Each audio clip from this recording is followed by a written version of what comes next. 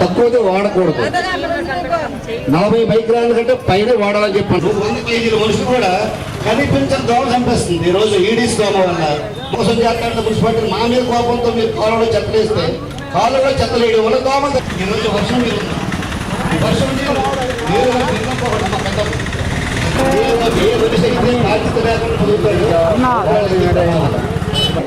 ప్రభావం చాలా బాగుంటుందని చెప్పి అక్కడ అంతా మొత్తం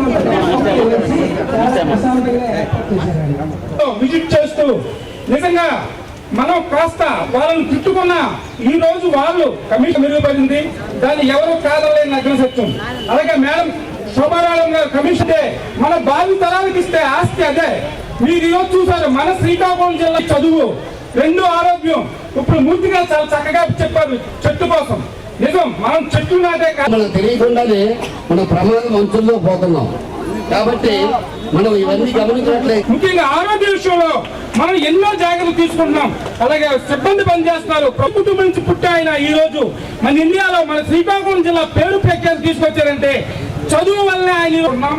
అలాగే ఈ వాటి ఇన్ఛార్జ్ దొంగ నాగేశ్వరరావు గారికి, జన్మభూమి కమిటీ సభ్యులు గుడి చిన్నారావు గారికి, ఈ ఆస్తులు అంతా కూడా బోటకం. మన చోట్లు వేసుకుంటున్నాం, సిమెంట్ స్లాబ్లతో ఇల్లు కట్టుకుంటున్నాం, అన్ని చేసుకుంటున్నాం. అవన్నీ ఒక ఎత్తు అయితే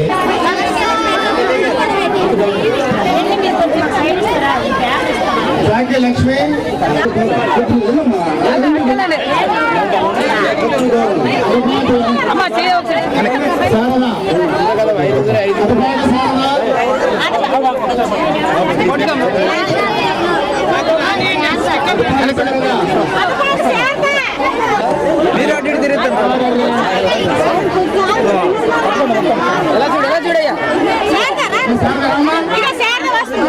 అటువంటి చెత్త తీసేటప్పుడు అది కూడా దయచేసి ఆలోచించండి.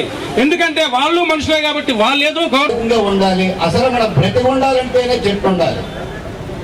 కాబట్టి మనం బ్రతికి ఉండాలంటే శ్రీకాకుళం కార్పొరేషన్ లో చాలా దగ్గర చేస్తుంది అదే. కాలువల్లో మన ఇంట్లో ఉన్న అన్ని రకాల ఈ డస్ట్బిన్స్ దీంట్లోనే ఈ కార్యక్రమంలో భాగం అని చెప్పేసి ఒక 2 నిమిషాలు. శ్రీకాకుళాన్ని పేదల ఊటీగా పిలిచేవారు. అలాంటి పేదల ఊటీ కూడా ఈరోజు ఎంతో వేడితో భగభగమండే వేడితో ఇతర జిల్లాల కంటే ఎక్కువగా కూడా మన శ్రీకాకుళం జిల్లాలో ఈరోజు మనం ఎండల్ని చూసాము.